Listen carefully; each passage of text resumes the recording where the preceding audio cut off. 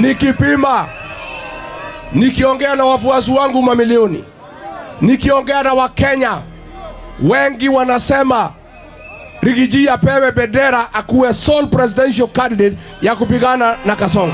Itakuwa jambo la kuvunja moyo sana ati tuamke 2027 William Ruto amepita na kura 200,000 kwa sababu Sifuna alimea pembe akasema yeye pia ako kwa debe, Kalonzo akasema ako kwa debe, DCP wakatoa candidate.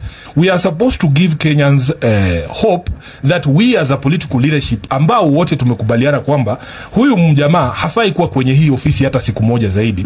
Lazima tufanye yote ambayo yanawezekana ili kuhakikisha kwamba tumemwondoa pale kwenye mamlaka.